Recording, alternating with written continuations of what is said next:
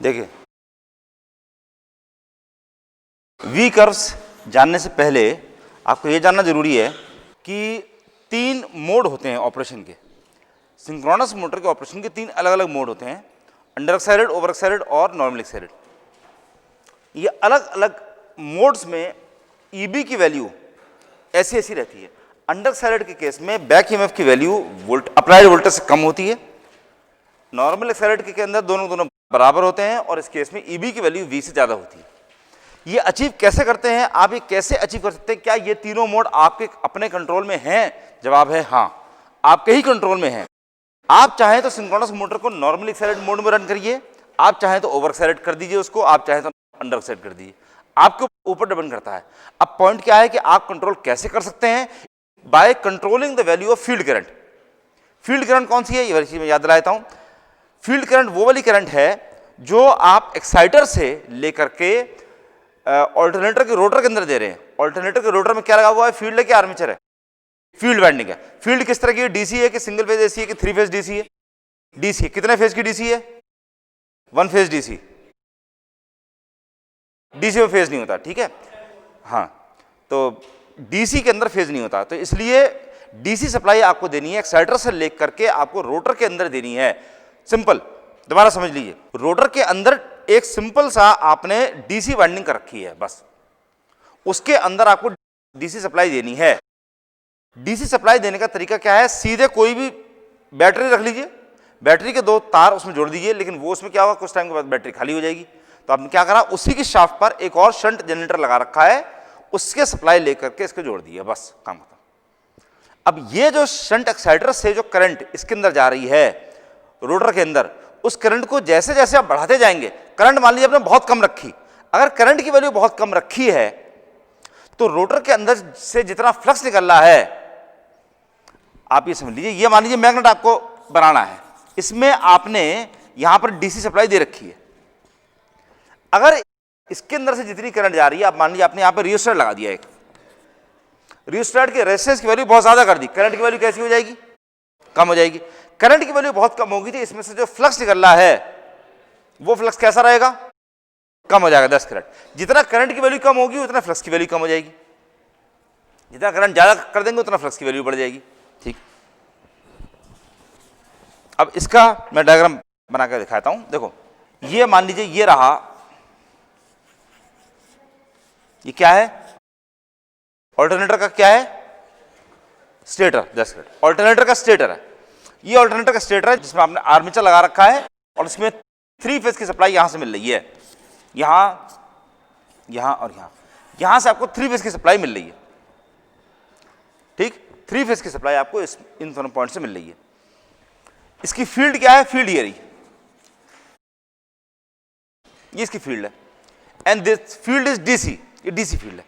ये पूरा आर्मेचर का इक्विवेलेंट सर्किट है। ऑल्टरनेटर का इक्विवेलेंट सर्किट खाली ये होता है, स्टेटर में आर्मेचर 3 फेज वाइंडिंग, रोटर में फील्ड डीसी वाइंडिंग, खाली ऑल्टरनेटर खाली इतना सही होता है, इससे तो कुछ।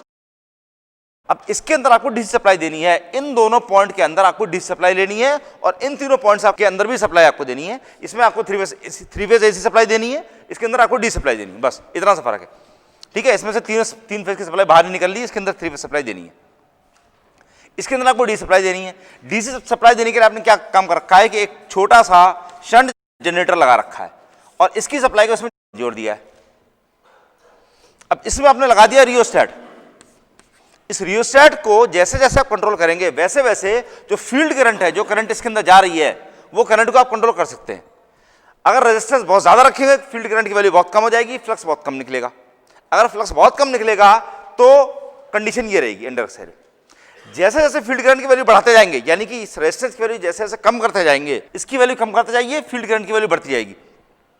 जैसे जैसे फील्ड करंट की वैल्यू बढ़ती जाएगी, बढ़ते बढ़ते एक कंडीशन पर नॉर्मल एक्साइटेड मोड आ जाएगा, EB will be equal to V, और ज्यादा फील्ड करंट बढ़ा दीजिए ओवर एक्साइटेड कंडीशन आएगी, will be greater than V, ठीक। अगर आपसे कह दिया जाए ये रखा ऑल्टरनेटर, ये रहा इसका एक्साइटर, ये रहा एक रियोस्टेट, इसको 3 अलग अलग मोड पर रन करिए, आपको खाली इतना काम करना पड़ेगा कि एक्साइटर से जो आप सिंक्रोनस मोटर के फील्ड के अंदर जो सप्लाई दे रहे हैं उसके बीच में रियोस्टेट लगा दीजिए। रेजिस्टेंस बहुत ज्यादा रखिए, खूब सारा, एक्साइटेशन बिल्कुल कम रहेगा, करंट कम हो गई, फ्लक्स भी एकदम कम हो गया। और बढ़ा दीजिए रेजिस्टेंस की वैल्यू कम कर दीजिए, करंट की वैल्यू बढ़ जाएगी। रेजिस्टेंस कम कर देंगे, करंट बढ़ जाएगा। करंट बढ़ जाएगा, जैसे जैसे बढ़ेगा अंडर एक्साइटेड से होते होते धीरे धीरे एक पॉइंट ऐसा आएगा, एक पर्टिकुलर पॉइंट, वहां पर नॉर्मली एक्साइटेड हो जाएगी, वहां पर EB will be equal to V. और उससे ज्यादा और बढ़ाते जाइए, मतलब करंट की वैल्यू और बढ़ाते जाइए, तब ओवर एक्साइटेड कंडीशन आएगी, ईबी ग्रेटर देन वी। अब पॉइंट क्या है कि ये तीनों अलग अलग मोड से सिंक्रोनस मोटर के ऑपरेशन पर क्या फर्क पड़ने वाला है। एक चीज तो आप जानते ही हैं कि अगर ओवर एक्साइटेड मोड में अगर आप रन कर रहे हैं तो सिंक्रोनस मोटर किसकी तरह बिहेव करती है, कंडेंसर की तरह, कैपेसिटर की तरह बिहेव करती है। ठीक है, इसके अलावा एक और चीज भी है, लोड करंट जितनी खा रही है, इन तीनों अलग अलग मोड का फायदा और नुकसान क्या क्या है। देखो, आपने सिंक्रोनस मोटर लगाई हुई है, सिंक्रोनस मोटर के साथ में आपने लोड लगाया हुआ है। सिंक्रोनस मोटर है, उसके ऊपर खूब सारा लोड आपने लगाया हुआ है, लोड लगा रखा है, नॉर्मल लोड है, जितना फुल लोड उसकी कैपेसिटी थी, फुल लोड से कम आपने लोड, आधा लोड उस पर लगा रखा है। ठीक है, सिंक्रोनस मोटर की जितनी भी लोड कैरिंग कैपेसिटी थी, उसका आधा लोड उस पर लगाया हुआ है। अब ऐसे में सिंक्रोनस मोटर के अंदर जो फील्ड सप्लाई थी, वो फील्ड करंट की वैल्यू आपने बहुत कम कर रखी है, वेरी लो। अंडर एक्साइटेड में भी मान लीजिए ये सारा मीटर है, वो टेम्परेचर दिखाने के लिए ये वाला आता है ना, बढ़ता जा रहा है और बढ़ता जा रहा है, उस तरह का मान लीजिए आपने लगा रखा है। तो ये इतने सारे पॉइंट्स हैं, मान लीजिए आपने फील्ड करंट इतनी दे रखी है, यहां से यहां तक की, ये जीरो लेवल है, यहां से यहां तक दे रखा है, यहां पर आईएफ की वैल्यू जीरो थी, आपने इतना आईएफ दे रखा है। अब ये बताइए कि लोड करंट जो खींचने वाला है, इसकी वैल्यू आपने बहुत, आईएफ की वैल्यू बहुत कम करी हुई है, तो लोड करंट जो यहां से खींचेगा, लोड करंट आर्मेचर के अंदर जाती है, उस करंट की वैल्यू कैसी रहेगी, कम रहेगी कि ज्यादा रहेगी? ज्यादा रहेगी। क्यों रहेगी ज्यादा? क्योंकि आपने इसके अंदर फ्लक्स बहुत कम निकाल रखा है, बहुत कम फ्लक्स निकल रहा है, तो इस ऑल्टरनेटर को बहुत ज्यादा एक्सेस लोड करंट खींचनी पड़ेगी, जिससे कि उसको सप्लाई कर सके, वो लोड को भर सके। जैसे जैसे आप फील्ड करंट की वैल्यू बढ़ाते जाएंगे, वैसे वैसे जो आर्मेचर करंट वो खींच रहा है, उस करंट की वैल्यू कैसे कैसे होती जाएगी? कम होती जाएगी। जितना आप फील्ड करंट बढ़ा देंगे, उतना फ्लक्स बढ़ता जा रहा है, जितना फ्लक्स बढ़ जाएगा उतना वो करंट कम लेगा। नॉर्मल एक्साइटेड वो वाला मोड है जिसमें आप लोग नॉर्मल केस में काम कर रहे हैं। अंडर एक्साइटेड वो वाला मोड है जिसमें आपको मान लीजिए बुखार हो गया, तो बुखार में अगर आपको एक बोरी उठानी पड़ेगी, अगर आपको वही बोरी आपको बुखार में उठानी पड़ेगी, तो आपको ज्यादा ताकत लगानी पड़ जाएगी, लोड करंट आप ज्यादा लेंगे। ठीक है, तो वो वाली चीज है। ये मान लीजिए फील्ड करंट है, फील्ड करंट इस तरह बढ़ रही है, आर्मेचर करंट ये है, लोड करंट या आर्मेचर करंट ये है। तो अगर आपने फील्ड करंट की वैल्यू बहुत कम करी हुई है, तो आर्मेचर करंट बहुत ज्यादा लेगा। ठीक है, बहुत ज्यादा लेने वाला है। अगर आप फील्ड करंट की वैल्यू थोड़ी सी बढ़ा दीजिए, तो आर्मेचर करंट कम लेगा। फील्ड करंट और बढ़ा दीजिए, आर्मेचर करंट और कम हो जाएगी। फील्ड करंट और बढ़ा दीजिए, आर्मेचर करंट और कम हो जाएगी, और बढ़ा दीजिए और कम हो जाएगी।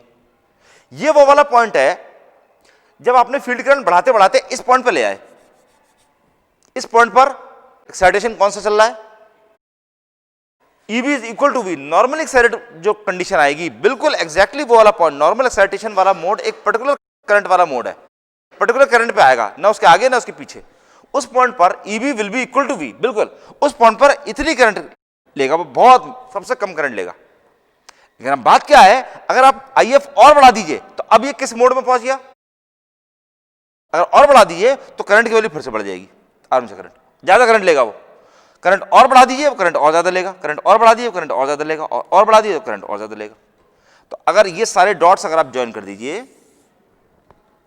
तो किस शेप का बन गया? V shape. This is known as a V curve, इसको V कर्व कहते हैं। तो ये जो पॉइंट है, ये नॉर्मल एक्साइटेड वाला पॉइंट है। इसके पहले यहां से यहां तक का ये कैसा है? Under excited. और इसके बाद ये वाला जो एरिया, ये क्या है? Over excited. ये कर्व था तब जब आपने लोड कैसा लगाया हुआ था, कितना लोड लगा रखा था?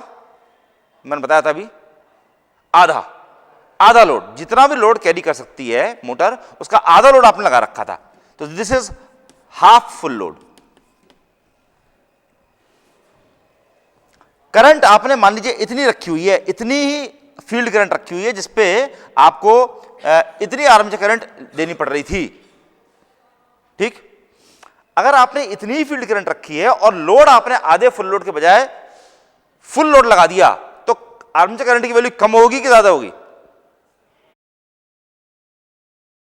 ज्यादा होगी डेफिनेटली। भाई किसी भी कंडीशन में आर्मेचर करंट की वैल्यू अगर आप हाफ फुल लोड के बजाय फुल लोड लगा दीजिए, लोड बढ़ा दीजिए, करंट ज्यादा ही आएगी, तो वो वैल्यू आ गई है। तो हर एक पॉइंट पर फुल लोड वाला अगर आपको कर्व बनाते हैं तो फुल लोड वाला कर्व आ रहा है ये,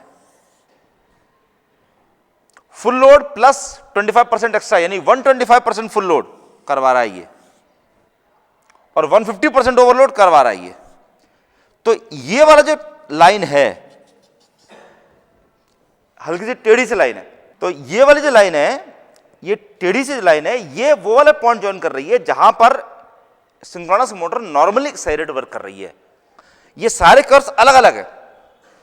हाफ फुल लोड, ये वाला है फुल लोड, ये वाला है 125% फुल लोड, मतलब 125% फुल लोड, ठीक है, एंड दिस है 150% फुल लोड।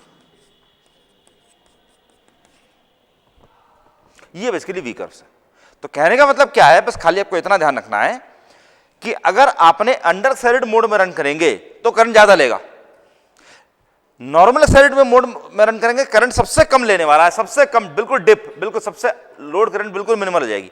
लेकिन उसके बाद एक्साइटेशन अगर आप और बढ़ा देते हैं, बढ़ाते चले जाएंगे और, तो उसकी वजह से ऐसा नहीं करंट और कम हो जाएगी, करंट उसके बाद फिर से दोबारा बढ़नी शुरू हो जाएगी, बढ़ते बढ़ते फिर से मैक्सिमम पहुंच जाएगी, काफी ज्यादा पहुंच जाएगी। उसके बाद में ये तो एक कर्व हो गया हाफ फुल लोड के लिए। अगर आप फुल लोड पे करेंगे तो ऑब्वियसली करंट की वैल्यू ज्यादा रहेगी। इस पर्टिकुलर नॉर्मल एक्साइटेड वाले इस करंट के लिए देखिए तो हाफ फुल लोड में करंट इतनी ले रहा था, फुल लोड में ज्यादा करंट ले रहा है, और यहां पे अगर आप देखिए तो और ज्यादा करंट ले रहा है। और this is basically the V curves, ये वी कर्व्स होते हैं बस, ठीक। Power developed by mechanical power PM of synchronous motor. अब देखो power developed PM of synchronous motor, PM पहले सिंक्रोनस मोटर से पहले मैं ये याद दिलाता हूं, ये याद है डीसी मोटर, इसके अंदर यहां आपने सप्लाई कितनी, कौन सी दी, वीएल, इसकी वजह से इसके अंदर करंट जो गई, कौन सी करंट गई, IA which is almost equal to IL, shunt वाली चीज हटा दीजिए, तो IA which is almost equal to IL इसके अंदर गई। This was RA armature resistance, और दिस वाज ईबी।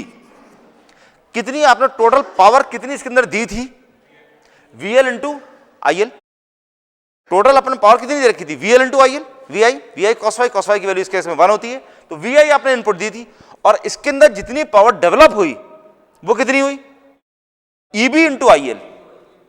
तो PM was equal to EB into IL, ये था कि जितना भी इसके अंदर बैक ईएमएफ बना मल्टीप्लाइड बाय करंट आईएल, ठीक है, इतनी इसके अंदर पावर डेवलप हो रही है, और जितना लॉसेस थे वो सारे लॉसेस बेसिकली आर्मेचर रेजिस्टेंस के अंदर लॉसेस सारे निकल गए। Just remember this EB into IL, ये तो अगर डीसी के केस में अगर ईबी इंटू आईएल था which was basically EB into IL into cos of cos phi कौन सा एंगल है, जो ईबी और आईएल के बीच का एंगल है, कोई और एंगल नहीं जो ईबी आईएल, बस खाली इतना याद रखिए, फिर उसके बाद में आगे चलते हैं। अब सिंक्रोनस मोटर के केस में देखिए, सिंक्रोनस मोटर के केस में ये सब चीजें कैसी हैं, काफी कुछ डीसी मशीन जैसी हैं। ये रहा वीएल, ये क्या है, ये ईबी, इसकी वजह से ER, this is IL, this angle is delta, और इसी लाइन को सीधा कर दो, ठीक है, ये तो यहां से यहां तक का एंगल कितना हो जाएगा, डेल्टा, ठीक है। वी एल और आई एल के बीच में जो एंगल है वो क्या है, फाई। इसके अलावा ईबी और ईआर के बीच में जो एंगल है, this angle is known as gamma, और ईआर और आईएल ये वाला angle, this angle is known as, this angle is theta. ये इतने सारे अलग अलग एंगल है, 3-4 एंगल। तो ईबी और ईआर के बीच में एंगल गामा है, और ईआर और आईएल के बीच में एंगल जो है दिस इज, ईआर और आईएल के बीच में दिस इज थीटा। ये चीज देखो क्या होता है, स्ट्रेट लाइन में अगर आप देखें तो अगर आप यहां से स्ट्रेट लाइन ड्रॉ करें, यहां से अगर आप इसके ऊपर परपेंडिकुलर ड्रॉप कर रहे हैं, ये परपेंडिकुलर आया such that this is 90 degree, अगर यहां से परपेंडिकुलर ड्रॉप कर रहे हैं तो दिस ऑल्सो 90 डिग्री, ठीक है। इसकी जो ज्योमेट्री होती है फिगर की, ज्योमेट्री वो बेसिकली इस तरह की होती है, such that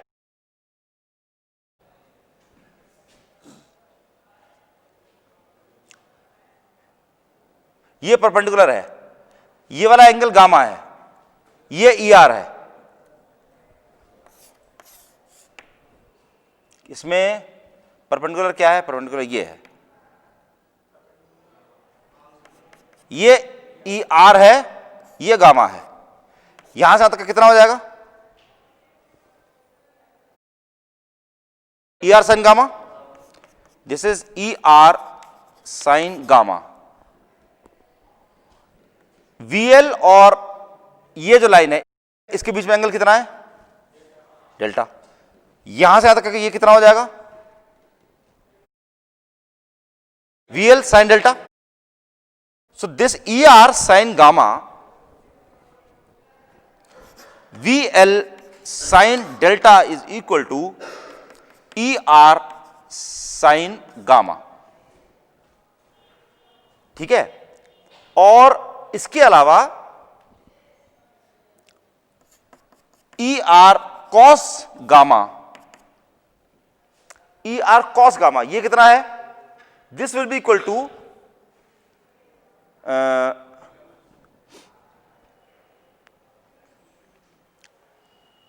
EB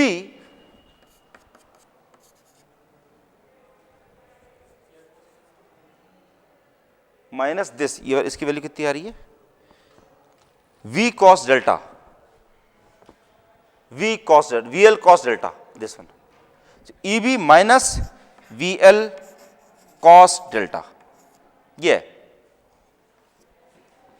so ER sin gamma is equal to VL sin delta, ER cos gamma is equal to EB minus VL cos delta, ये इसकी ज्योमेट्री के हिसाब से ये वाली चीज निकल के आती है, ठीक है।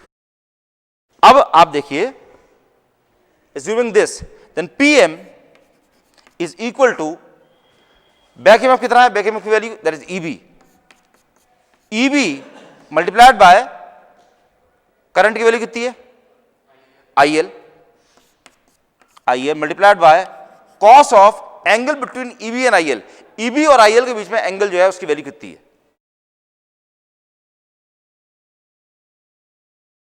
EB और IL, E रिवर्स ले लें, E का रिवर्स करके और फिर इसके और IL के बीच में जो एंगल लिया है that is basically equal to 180 minus theta plus gamma, एक ही चीज।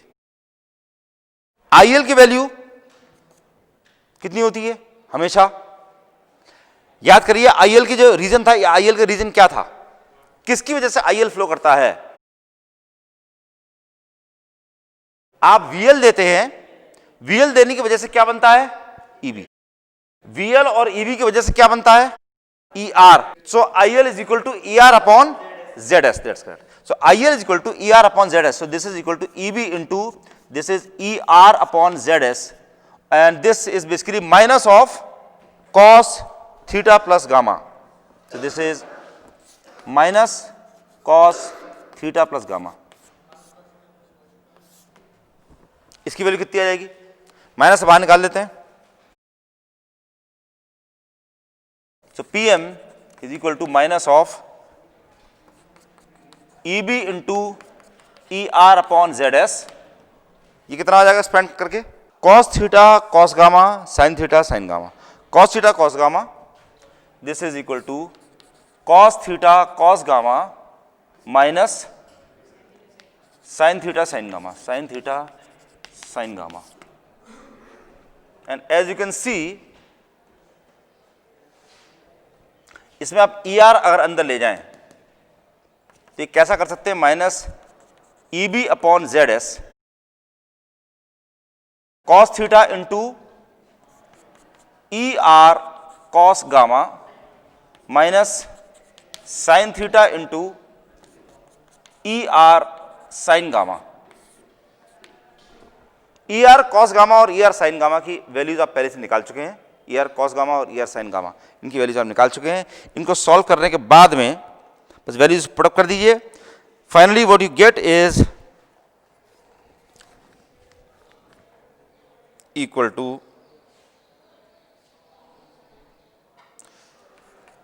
ई B into V upon Z S cos theta minus delta minus E B square upon Z S cos theta.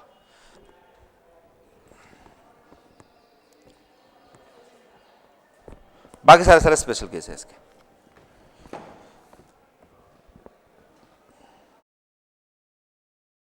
अगर जेड की वैल्यू एक्सेस के बराबर है then theta equal to 90।